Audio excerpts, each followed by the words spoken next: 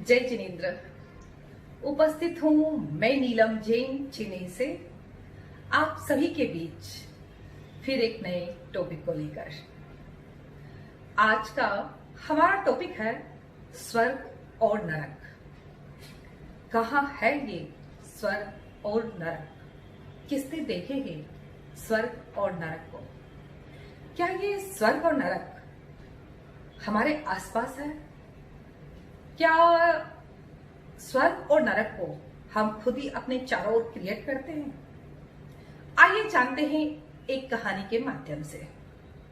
जैसा कि आप सभी जानते हैं, मैं अपने वीडियो में अपनी बात को एक कहानी के एक उदाहरण के माध्यम से समझाती हूँ। तो आइए जान लेते हैं इसे भी एक उदाहरण से। एक वृद्धा औरत थी जिसकी आयु पूर्ण हो जाती है, तो यमदूत उसे लेने आते हैं। यमदूत जब उसे लेके जा रहे थे तो वृद्धा औरत ने कहा, तुम मुझे कहाँ लेके जा रहे हो? तुम मुझे स्वर्ग ले जा रहे हो या नरक ले जाओगे? यमदूत मुस्कुराया और बोला, नहीं नहीं, हम तुम्हें स्वर्ग भी नहीं ले जाएंगे और नरक भी नहीं ले जाएंगे। उसने कहा, ऐसा क्यों? फिर कहाँ ले जाओगे तुम मुझे? तब यमदूत ने कहा, देखो, आपने पूरी जिंदगी बहुत ही अच्छे कार्य किए हैं, कभी कोई गलत काम नहीं किया है, इसलिए हम तुम्हें स्वर्ग भी नहीं ले जाएंगे, नरक भी नहीं ले जाएंगे, तुम्हें सीधे प्रभु के पास ले जाएंगे। तब वृद्धा बहुत खुश हो जाती है। फिर उसने कहा, पर मैंने स्वर्ग और नरक के बारे में बहुत कुछ सुन रखा है, तो मुझे स्वर्ग और नरक देखने की बहुत इच्छा है। क्या तुम मुझे स्वर्ग और नरक दिखा सकते हो? यमदूत ने सोचा, इतने अच्छे कार्य किए इसने, क्यों ना इसे स्वर्ग और नरक की सैर करा दी जाए। यमदूत ने कहा, हाँ हाँ, क्यों नहीं, चलो हम तुम्हें नरक की सैर करा के लाते हैं। वो नरक की धरती पे उतरते हैं। वृद्धा औरत देखती है, वहां सारे लोग भूखे प्यासे बिलबिला रहे थे, बहुत ही दुबले पतले से कमजोर एक दूसरे से लड़ रहे थे, भूख से व्याकुल थे। वहां की स्थिति बहुत खराब थी, जबकि खाना उनके अगल बगल ही रखा हुआ था, पर वो उसे खा नहीं पा रहे थे। उसने यमदूत से पूछा, इनकी ऐसी हालत क्यों है? तब यमदूत ने बताया, देखिए, इनके हाथ कितने लंबे लंबे हैं और इनके हाथ की कोहनी नहीं है, ये हाथ यहाँ से फोल्ड होता नहीं है, तो ये खाना नहीं खा पा रहे हैं, बस इनके हाथ ऐसे ही लंबे लंबे से बने हुए हैं, तो ये खाना कैसे खाएंगे? इसीलिए खाना इनके अगल बगल होते हुए भी ये भूखे हैं और भूख से तड़प रहे हैं। इनकी हालत बहुत खराब है।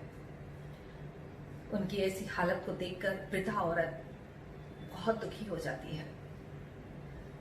फिर यमदूत उस वृद्धा औरत को लेकर स्वर्ग की धरती पे उतरते हैं। जैसे ही स्वर्ग की धरती पे उतरी, वृद्धा ने देखा वहां हर लोग वैसे ही थे जैसे नरक में लोग थे, बड़े बड़े हाथ वाले, पर यहां सब खुश थे, आपस में हंस बोल रहे थे, बातें कर रहे थे, खूब आनंद मंगल में दिखाई दे रहे थे। तब उस वृद्धा औरत ने यमदूत से पूछा, इनके भी हाथ इतने बड़े बड़े हैं जो फोल्ड नहीं हो रहे हैं, तो फिर ये लोग इतने खुश कैसे हैं? ये लोग खाना कैसे खा रहे हैं? तब यमदूत ने कहा, ये लोगों ने अपने दिमाग का यूज किया है, ये लोग खुद स्वयं अपना भोजन नहीं कर पा रहे हैं, पर ये लोग एक दूसरे को भोजन करा के अपना पेट भर रहे हैं। मतलब दूसरे को तो भोजन करा सकते हैं ना लंबे हाथों से, फिर वो दूसरे को करा देगा, सामने वाला उसे करा देगा, तो इस तरह से वो लोग एक दूसरे का पेट भर देते हैं और इस तरह से वो आनंद मंगल से रह रहे हैं, पेट भर के हंसी खुशी आनंद से समय बिता रहे हैं। इस छोटी सी कहानी का अर्थ यह है, सब कुछ हमारे चारों ओर ही है, सबके पास है, बस कुछ लोग उसमें दुखी रहते हैं, उसे उसका यूज करना नहीं आता है।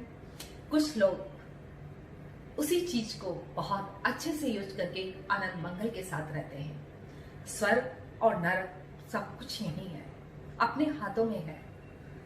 हमारे पास भगवान का दिया सब कुछ है।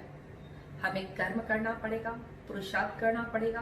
अपने लिए स्वर्ग और नरक का निर्माण हम स्वयं यही कर सकते हैं। जय जिनेंद्र।